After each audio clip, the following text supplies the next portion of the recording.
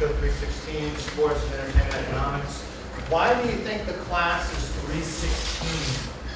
Why not 412 or 782 or whatever? What happens at sporting events with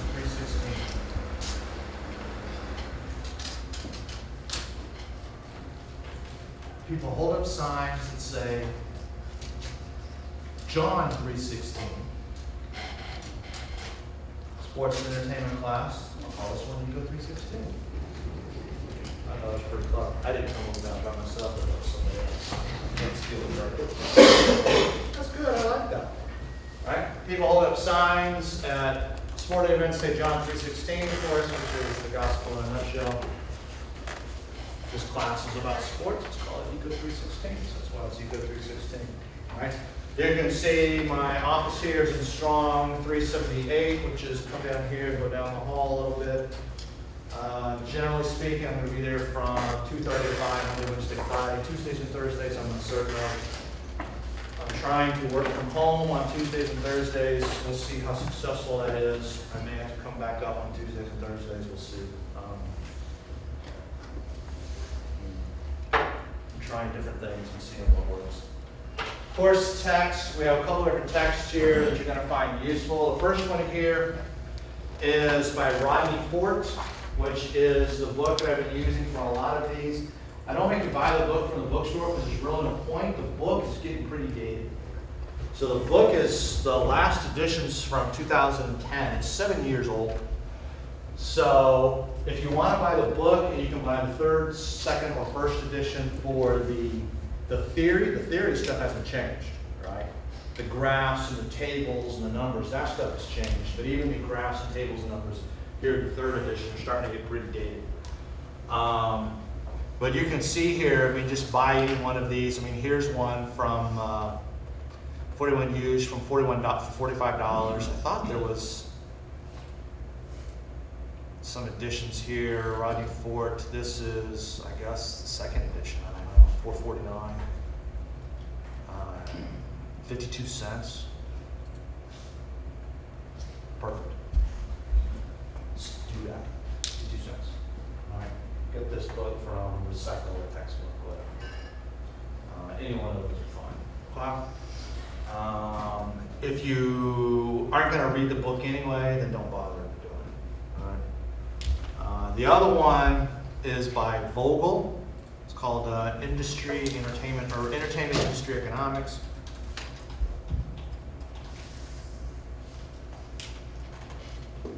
Also, same thing here.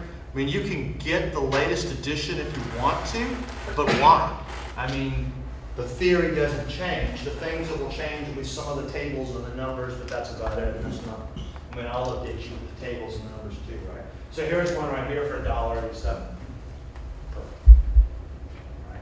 If you're not going to read the textbook anyway, and you're basically going to not use it, then don't even bother getting it. I mean, here's one from a penny. Right, so there's an edition from 2007. The theory hasn't changed at all.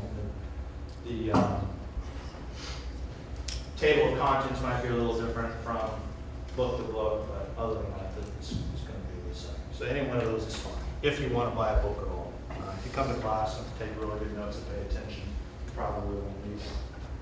Some of you guys are going for some other classes, you know basically what I say and talk about in class is what's going to be on the test anyway. It's possible that anything in the book could be on the test, but more than likely it's going to be the stuff that I'm talking about. That's the stuff that I'm interested in, so that's what we're looking at. All right. So any one of those that you want to do is fine. If you don't want to do any books, that's fine too. It's up to you. Okay, so microeconomic tools are used to examine issues pertaining to a wide variety of issues in sports and entertainment industry. Now, you're going to see common themes throughout the entire class. Whether you're looking at movies, whether you're looking at music, whether you're looking at sports, whether you're looking at casinos, you're going to see a common theme throughout the entire class. Right? That is going to be, in essence, how to put this? Some oligopolistic market structure or monopolistic market structure combined with some monopsony market power. Right? So the course is divided up into basically two different parts. I kind of have the entertainment part by itself. I have the sports part by itself. We're going to examine professional and collegiate sports, such as monopoly and monopsony market structures. We know what monopoly structure is. Monopoly is what?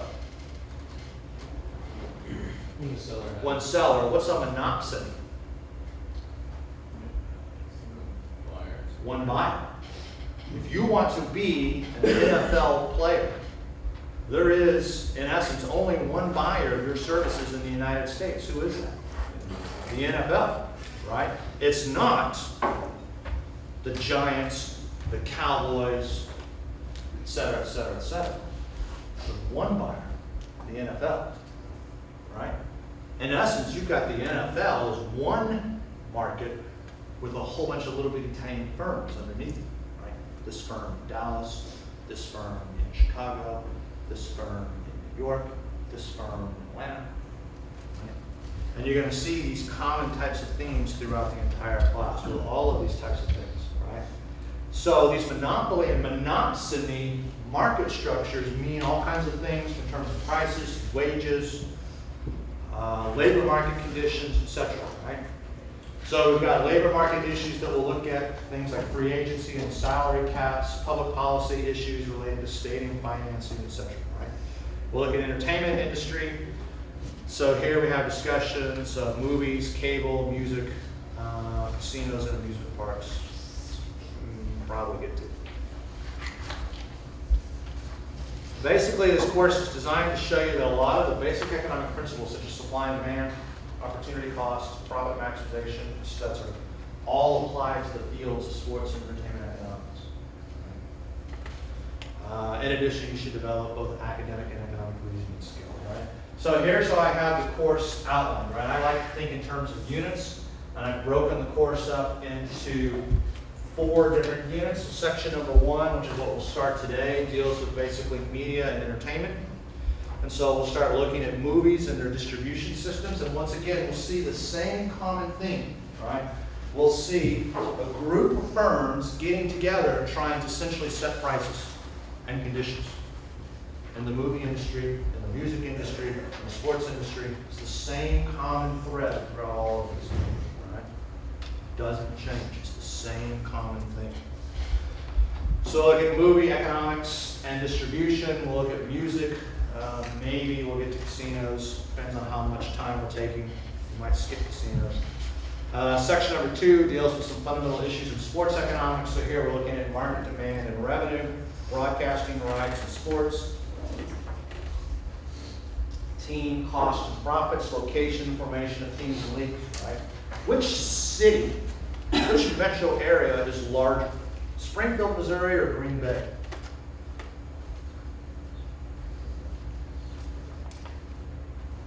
You got a 50-50 chance, I guess, on Springfield. What does Green Bay have that Springfield, Missouri does not?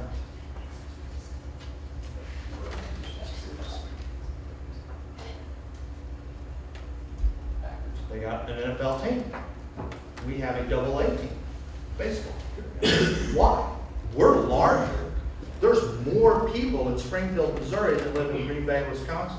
And yet they have an NFL team and we have a AA baseball team. Why? That's what we're going to look at. Why do these teams locate where they locate? Why do they form the leagues the way that they do? Section number 3, here we're dealing with labor issues, valuing player talent, player pay history, labor relations in pro sports. What you hear all the time about player pay? General. They make too much. All right? We can actually show, and we will show, that in reality the players are underpaid. Still, even with the amount of money that they're making, players are actually getting underpaid. Why? Well, a lot of that has to do with the same threads that we saw in section 1 and in section 2. The same type of monopoly and monopsony sort of market structures. Right? Then we're going to look at some public policy issues, the economic impact of sports, their stadiums, taxes, and antitrust, competition policy, et cetera, college sports at time limits. I doubt that it will. I mean, any of these things is good, right? I mean, the antitrust. I mean, baseball has an antitrust exemption. Some of you guys who have had principles of micro, you should have had principles of micro, or you've had industrial organization. What do we mean by antitrust? What do we mean by a trust?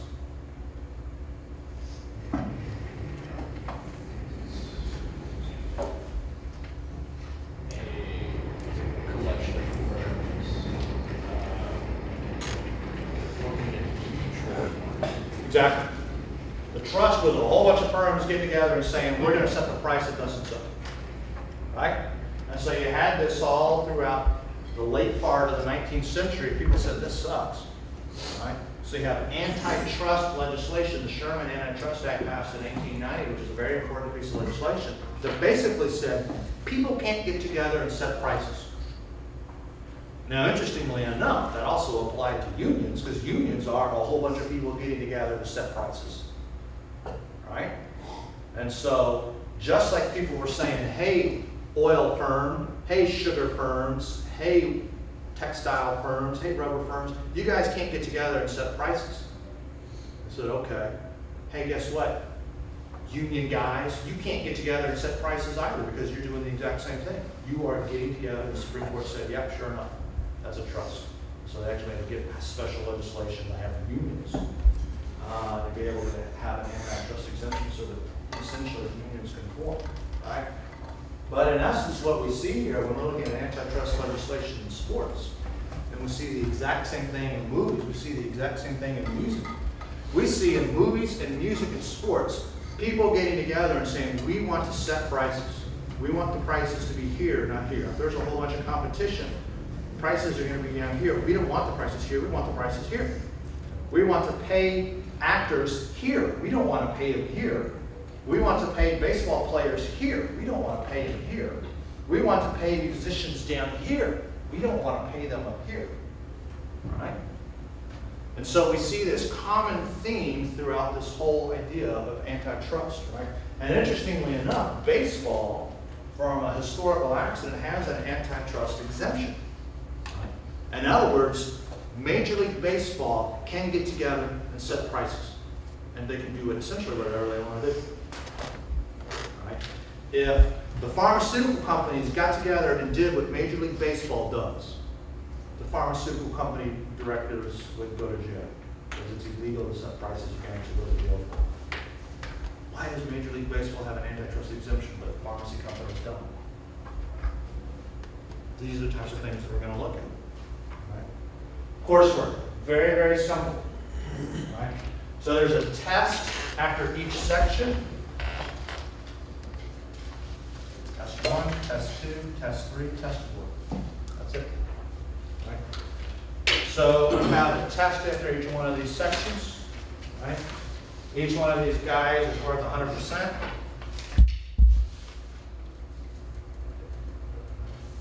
And then we've got this paper. Also worth 100 points. Right?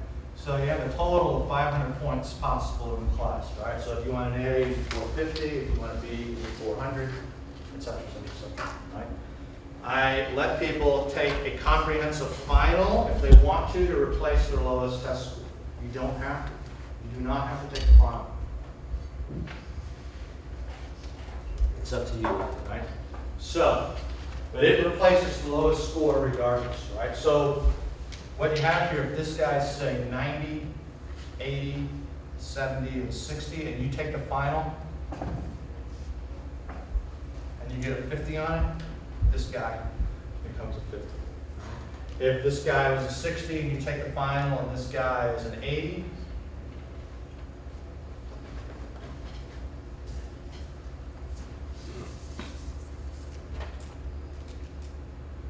then that guy becomes a 80. Right? He just replaces your lowest score, right? It's a mulligan. That's all it is, right? I'm sure you guys have all played golf before. You know what a mulligan is. A mulligan is when you're teeing up, the ball, there's the pin, the ball goes that way. Mulligan. I get to go again, right? I want a do-over. That's in essence what it is. Right? The exams will be difficult and challenging, so several of you guys have had me for other classes before. You know that when I say the difficult exams, the exams are difficult and challenging, you know that's a true statement. Right? I'm not lying on making exams are hard. You don't want your classes to be easy though, anyway. Right? I mean, seriously, think about it. If Missouri State has a reputation of being easy, and you graduate with an easy degree from an easy school, what's true about the value of your degree? It's worthless, right? You want the school to be hard. If the school's not hard, then something's wrong. You want school to be hard. You don't want easy school. Trust me. Easy school is worthless degree. That's what that is. So the research paper here, we'll talk in much greater detail about that. Basically, what I want you to do is I want you to research some topic, and it can be over anything in sports and entertainment economics, right? Even whether we cover it or don't cover it, right?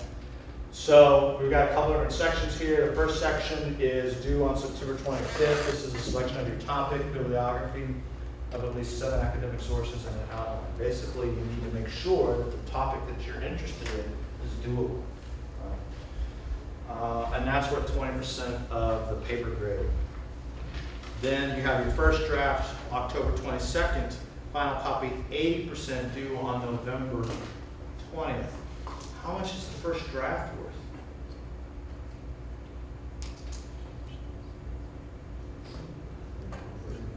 Zero. If you don't want to turn in the first draft, that is completely up to you. Right? If you want some feedback on your draft, turn in your draft on October 22nd. If you don't want feedback, if you want to risk 80% of your points, that's up to you. See what I'm saying? So, whatever, and the more draft you give me, the more guidance I can give. If you give me a draft and it's 1 page long, I'll read it and I'll say, there's not much I can say here. Work on this. If you give me a long draft, it's essentially, your paper is essentially done and you're given a draft, then the more you give me, the more I can give you in terms of guidance. Right? Because it is, in essence, 20% of your grade. All right? 1, 2, 3, 4, 5, 20, 40, 60, 80. It's 2 letter grades. You want some guidance. But if you don't want that, that's up to you. You guys are all adults. The paper's going to have to be between 9 to 12 pages, not including the cover page and the bibliography. References from academic journals have to be used, right? Some guy's blog is not going to be an academic journal. Right? That's not a reference. Somebody just writing crap is really not a reference. We'll go over the different types of topics here in a couple of days that you can think about. And I'll show you how to find some things, and we'll look at how to do some stuff through the library and how to get some of these journals involved. My grading scale, you can see there's a typical 10-point scale. I don't use the plus-minus system. I don't use the plus-minus system because if you guys get a B- in the class and you need a 3.0 to keep your scholarship, and you get B- and all other classes, what happened to your scholarship? It's gone. All right. So the reason they adopted plus-minus in the first place was because students were complaining like, hey, this guy got an 89 and this guy got an 81, and ceteris paribus, the 89 takes more work than the 81. And people said, hey, I want to be rewarded for my work. I want acknowledgement for the extra work I did. The faculty said, no, we don't want to do that. That's too much work. We don't want to do that. Students complain. And finally, the faculty said, screw it, fine, we'll get plus-minus system. So yes, sure enough, you get an 89, you can get your B+, you get an 81, you can get your B-, and then people said, hey, I got this B- in my classes, and all of a sudden I got a 2.7 GPA, and my 3.0 GPA is gone, the scholarship's gone, please help, this sucks. I want to go back to the regular system. People said, sorry, you guys complained about plus-minus system, you want a plus-minus for all these years, complain. Got it, now you're stuck with it, all right? So simply because other faculty members use it doesn't mean I have to. I don't have to adopt a system, I choose not to. But it's just plus-minus system. Speaking of which, in that vein, since you guys have had principles of micro and we know about marginal benefits and marginal costs, what grade, percentage-wise, should you strive for? This is free, I will try for this.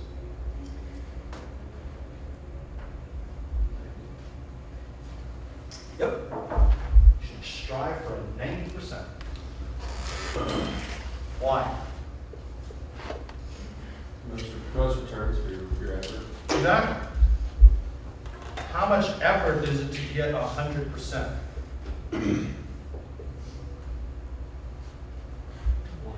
A whole lot.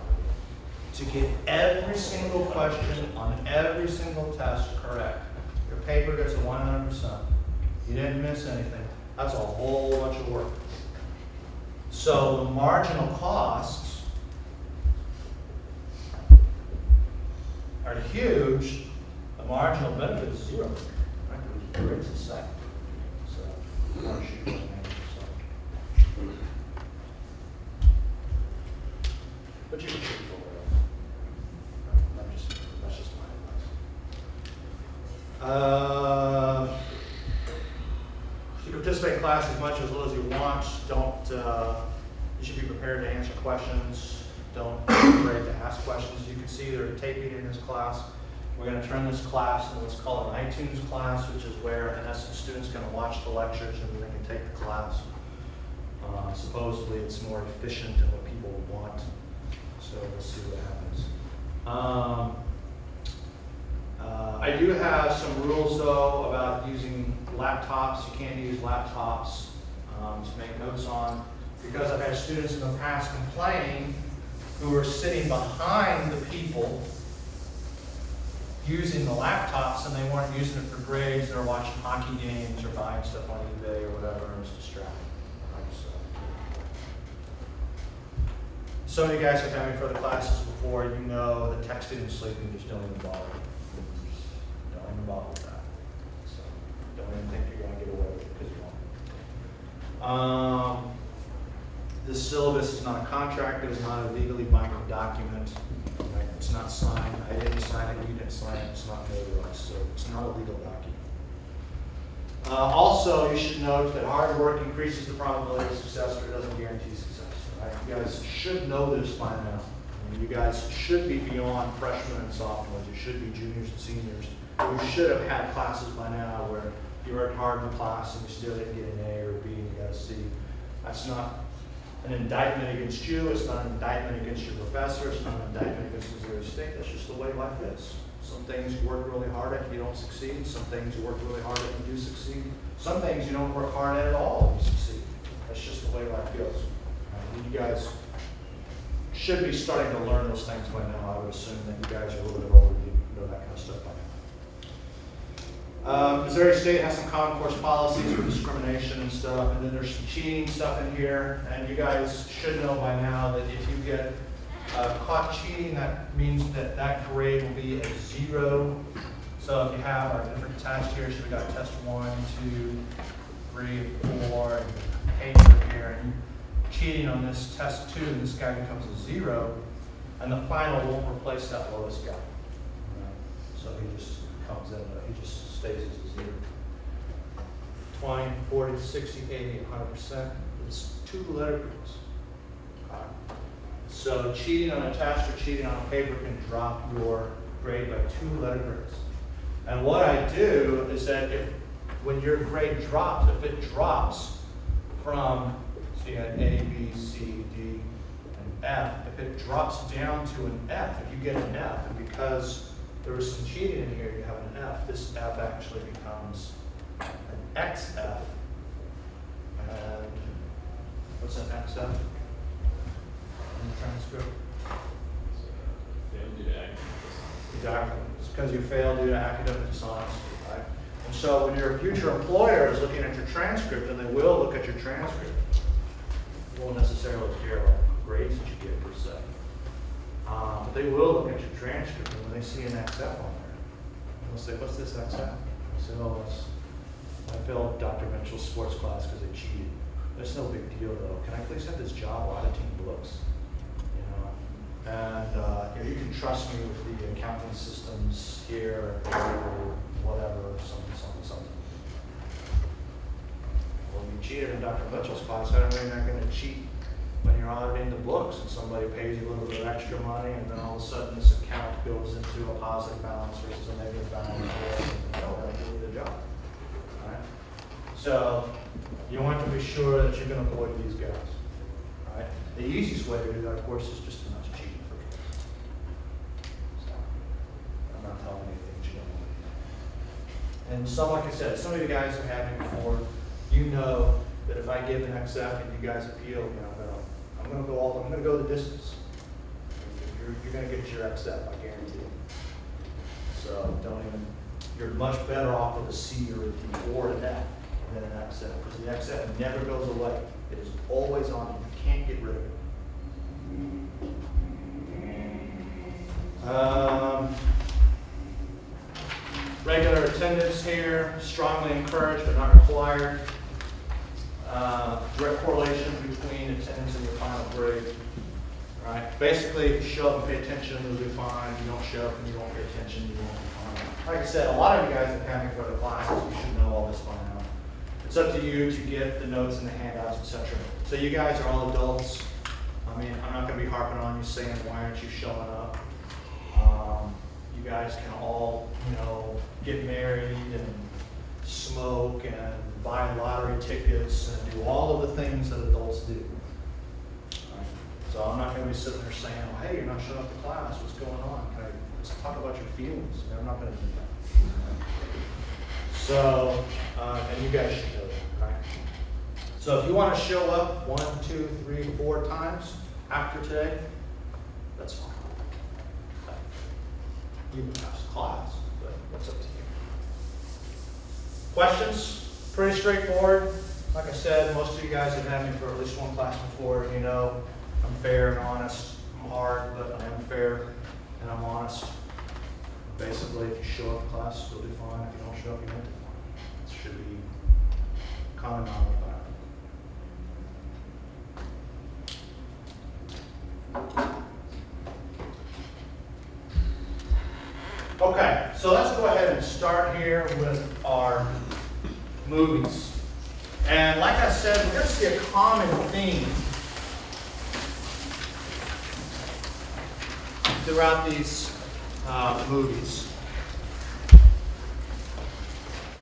Okay, so we want to look, like I said, the economics of movies. And like I said, we're going to see a common theme. Movies, music, gambling, casinos, amusement parks, sports.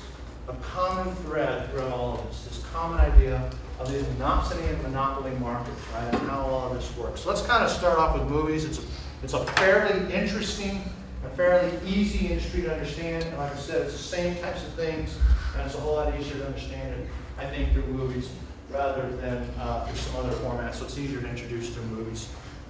So let's look at Harry Potter and the Order of the Phoenix, right? Hollywood, and this is going to be the only time that we use PowerPoints for the most part. Right? The only reason I'm using them is because I'm going to show you clips of movies and things like that. Once we get to music and sports, there'll be a whole lot less PowerPoints. You guys know, generally speaking, I'm not a big fan of PowerPoints. They're just not my thing. So if you hate PowerPoints, just kind of, you know, push through those first couple of weeks. So Hollywood used to be pretty simple, right? Basically, you go out, you make a movie, you release it in the box office, you have this revenue coming in from the box office, and then you, in essence, pay for the cost of the release, right?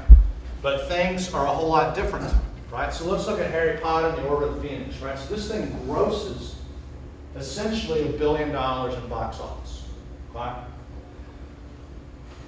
The movie is still $167 million in the red.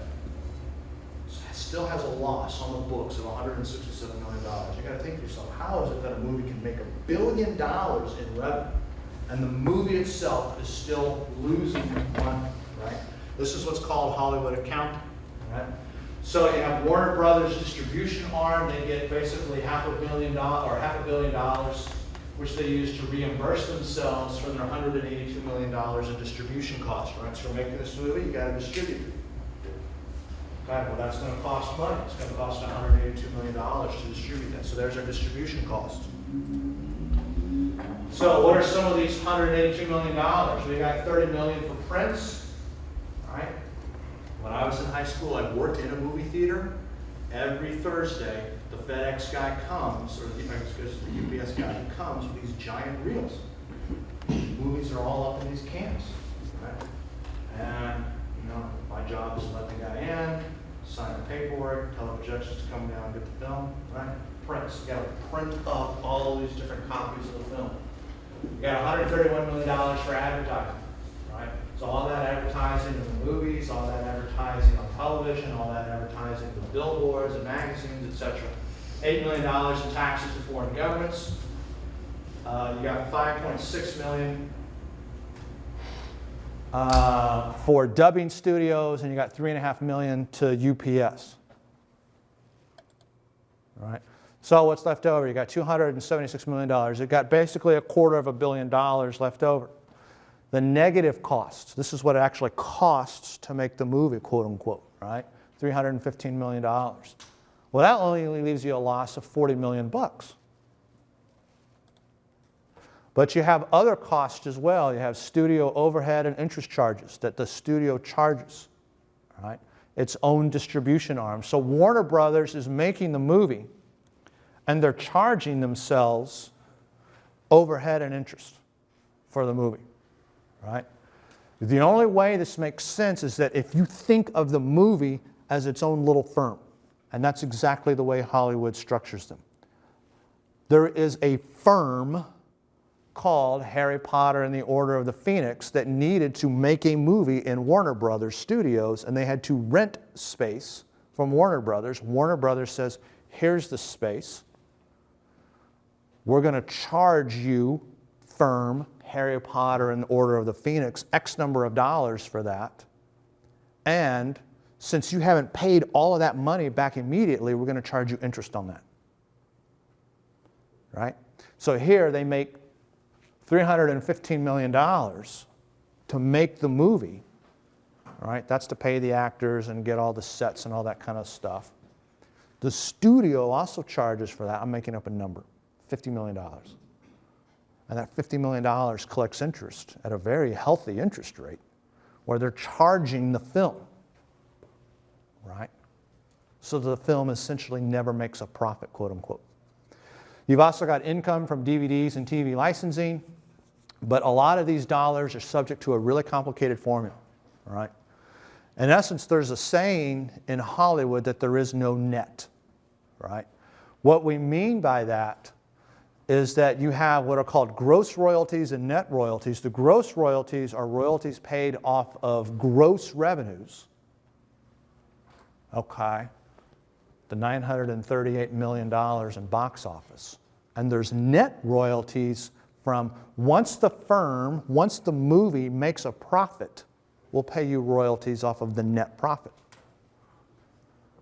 Now, who do you think typically gross players are and who do you think typically net players are? So, Arnold Schwarzenegger, gross player or net player? Gross, all right? Tom Cruise, gross, all right? The guy, and you guys can go on like imdb.com and see who all of the list of the actors and actresses are in a movie, right? And this person that's way down here that has 2 lines in the movie, they're a net player, right? Their contract says, hey, once the film goes into net profit, I get, this, whatever the number is, I'm making up a number, 1%.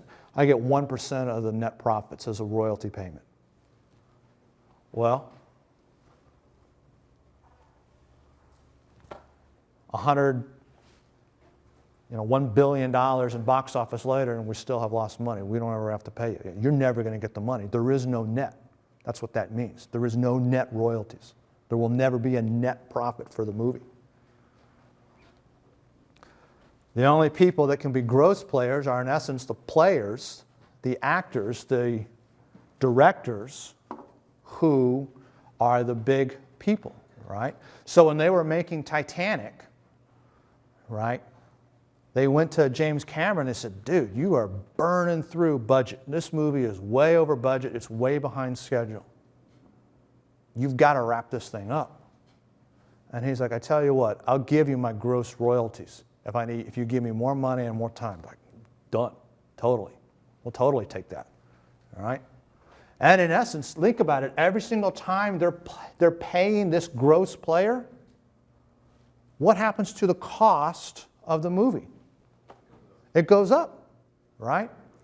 So when you're looking here at these costs, you've got revenue doing this. Here's box office, and every single time box office is going up, you've got all of these other additional costs in here. And at the exact same time, you've got the royalties to the gross players going up. So Nicolas Cage and Arnold Schwarzenegger and Tom Cruise and James Cameron are continuing to make money off their movies. And all of the net players down here, all the small people, they're getting farther and farther away from net, right? They're never going to make it. There is no net in Hollywood, right?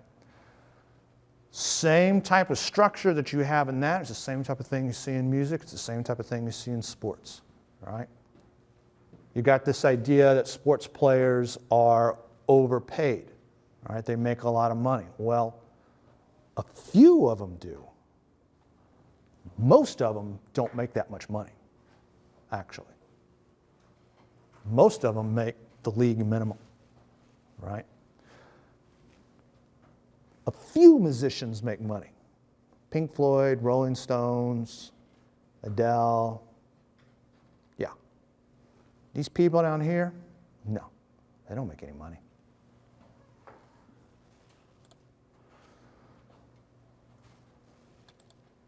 March 20th, 1948, it's the 20th anniversary of the Oscars. Okay? You ever think about the Oscars, why that started? Well, why do we do that? All right? The elite of Hollywood are showing up basically to celebrate their achievements. 1927, a guy by the name of Louis B. Mayer says, hey, you know what, we've got these other 35 studio executives, they're all sitting around at a table, and they say, you know what we need to do? We need to find a way to promote our industry. Movies are still a relatively new industry, right? There's a whole bunch of people coming in, there's people coming out. We need to find a way to celebrate our industry. What can we do? Let's have an awards ceremony where we give statues and awards to different movies and different actors and actresses. Basically, it's a giant promotion scheme for our movies, for our product. And we'll pay ourselves, we'll pat ourselves on the back and we'll say, look at how great we are, okay? And let's look at what they had achieved by 1947 versus what they had achieved 20 years earlier in 1927, right? In 1947, 90 million people on average are paying 40 cents per week to see a movie, right? 90 million doesn't sound like a lot till you consider that it's 2/3 of the US population, right? So you have 2/3 of the population getting up and going and buying your product every single week, right? So in today's terms, there would be 200 million people going in to Walmart every single day. 200 million people going in to Amazon and buying something from Amazon every single week. 200 million people going in and buying something from iTunes every single week or whatever, all right? So you've got a large percentage of the population that is coming every single week to see your product.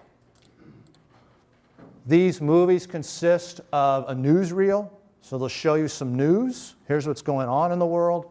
They'll show you a short comedy, so these would be the things like the Three Stooges. We're all guys in here. Most of us are guys. Guys like Three Stooges. Girls are like, what's the deal with Three Stooges? I don't understand. And guys are like, oh, no, it's funny when you're drunk, right? And the girls are like, no, you're stupid. So you got things like Three Stooges, you've got a serial like Flash Gordon, you've got a cartoon like Bugs Bunny, you've got a B feature like a Western, and then you've got the main attraction. I mean, you're in there for a long time. You're not in for 2 hours and then you're out. You're in there for 3 or 4 hours. Each theater's got one screen, they've got one projection booth, they got one marquee, they got one speaker. It's very simple. Go in, pay you 40 cents, you sit down for 3 or 4 hours and you leave. All of the movies come from regional exchanges. The regional exchanges are owned and operated by 7 distribution companies. The distribution companies are owned and operated by 7 studios, which own all of the theaters in the country, right? So we know in economics we have this idea of economic or vertical and horizontal integration. Here's our car manufacturer.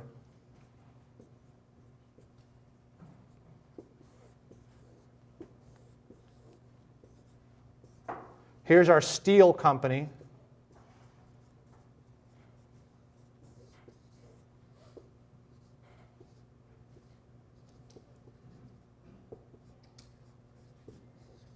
Here's our mining company, right?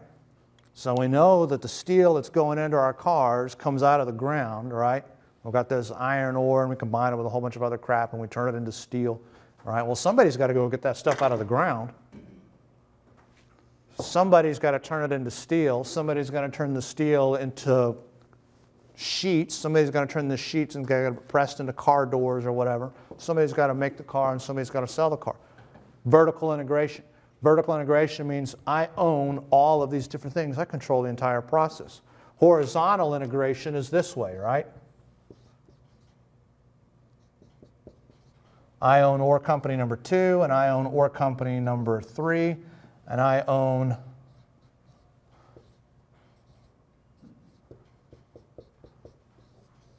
ore company number 1, right?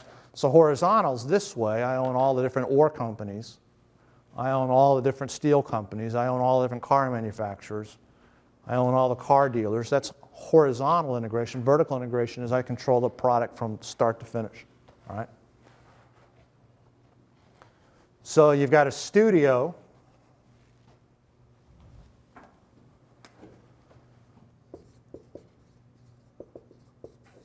Which is making the movies. You have a distribution company, which is distributing the movies, and you've got a theater, which is showing the movies. And there's 7 companies here, and these 7 companies own the 7 companies here, and these guys right here own all these guys. It's complete vertical integration. They control the product from start to finish, right? They can, in essence, do whatever they want to do.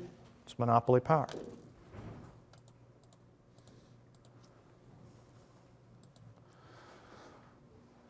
These movie studio executives are some of the most well-paid executives in the countries, right? So Louis B. Mayer, he's the highest paid executive at $1.8 million. I think in today's dollars, it was around 40 or 50 million bucks, something like that.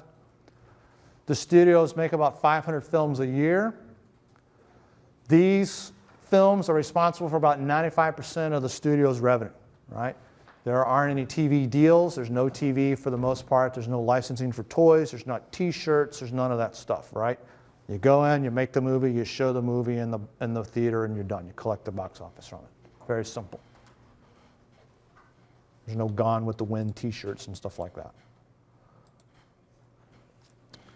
Theaters are going to show these in their first-run houses, right? These are going to generate word of mouth, and they're going to go to the second-run houses, right? So you've got movies like 1947's The Best Years of Our Lives. This is a movie about 2 guys that come back from World War II, and they're all screwed up in the head because they were fighting, killing people, and saw people dying and stuff like that, and they're trying to, in essence, get their lives back on a normal track, right? That's what that movie's about. 6 months later, it's still being released, right? Movies are cheap to distribute, and they're cheap to advertise. So in 1947, distribution costs are about $60,000 per film. Advertising costs are about $30,000 per film. Most of the advertising cost is basically just printing up the posters. It's pretty simple. There's no national advertising campaign. The same movie posters are taken from this theater to this theater to this theater to this theater, right? And then when you're done, you just throw them away or you give them to the guy that worked at the movie theater or whatever. Okay? Movie receipts minus distribution and advertising expenses are about $950 million. So making about $1 billion. Okay? We'll pick it up from here on Friday.